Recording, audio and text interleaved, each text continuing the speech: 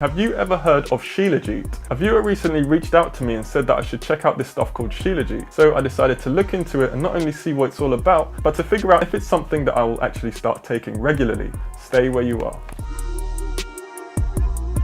I'm going to have a look at Shilajit. I hope I'm pronouncing that correctly. Someone actually DM'd me and suggested that I should try this stuff. And to be honest, I hadn't heard of it before at all. Once I looked into it and saw many articles claiming that this stuff helps with energy, focus, depression, lowering cholesterol, and is great for men's health too, I decided that I have to give this a go. So I'm going to try and make your life a little bit easier by trying this out and giving you a real opinion. So what actually is Shilajit? Shilajit is a natural substance found most commonly in the Himalayas. It's created by centuries of plants and organisms decomposing into a thick black goo, which makes it very potent and led to people trying it as a dietary supplement. Shilajit is mainly used by people with the idea of it restoring your energy balance and potentially prevents several diseases if used in the correct way. It has been used to control certain cognitive disorders associated mainly with old age and also improving cognitive stimulation. Shilajit does sound like something special, but my only problem at the start is finding a good source. As you all probably know, some sellers of Shilajit or any sorts of these supplements often offer people free products in exchange for a positive review. Some sellers even buy fake reviews in the hundreds or even thousands these days for a small fee. Anybody can pay for the luxury of a third party to use bots to make your product look more trustworthy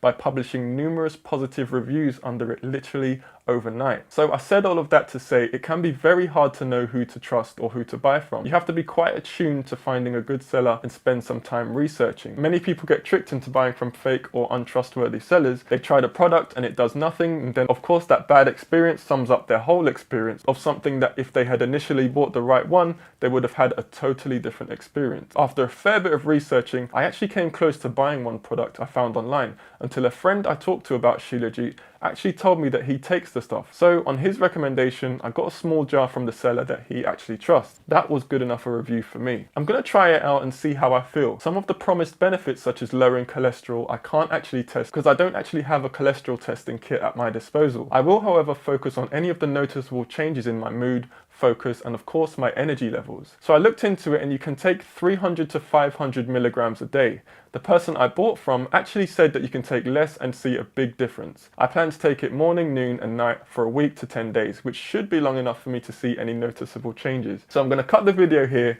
then I'm going to come back in 10 days to share with you what my experience with Shilajit was actually like. So I'm going to go through my experience using Shilajit. I'm going to start with the taste. So the taste of this stuff is exactly how I imagined it. It tastes just how it smells, unfortunately. It has a very strong and earthy taste. It kind of reminded me of licorice, the way it overpowers every taste bud in your mouth. This is a taste you can't really disguise with fruits or any other flavors. It's a straight up kick in the mouth. Now, first of all, if left at room temperature, Shilajit is like a hard, thick substance. So you most likely will have to heat it up in order to scoop it with a spoon, unless you live or store in a warm place. The only way around this is just to sit the jar in a plate of hot water for a few moments so that the paste softens and it's more malleable so that you can then scoop it into a glass. Once my dose was ready and all in the glass, I literally had to hold my nose and drink it like I was taking a shot. There was no other way. I put a little in a glass of hot water and waited about 10 minutes for it to melt as the water cooled, and yeah, I just drank it quickly. I did try to mix it one day with a squeeze of lemon juice, but the taste could not be disguised at all. When it comes to how the Shilajit made me feel, I used it for just over 2 weeks. I initially planned to only use it for 10 days, but I've been a little busy, so I haven't been able to report back until now. For the period I was using this, I cut out all of my usual daily supplements, apart from my protein powder, which I take every other day, maybe twice a day. For the first 3 days, I didn't really notice anything at all. To be honest, I was thinking to myself, it didn't do anything, so I was just gonna call it a day. I just felt like I was drinking this horrible drink for nothing. But on the 4th day, I did feel a little difference. I felt a little less fatigued in the early afternoon around the time that I normally would, and I began noticing a lot more energy in the gym, and I was getting a lot more work done, which did increase my appetite a little bit as well, which is something that's obviously more noticeable. So I did notice something changing. As I wasn't taking any other supplements and my diet pretty much stayed the same, I can only really attribute that to the Shilajit. Nothing else really changed in my routine that would make a difference. I wouldn't say the change I felt was like a massive impactful one where I felt like I'd been given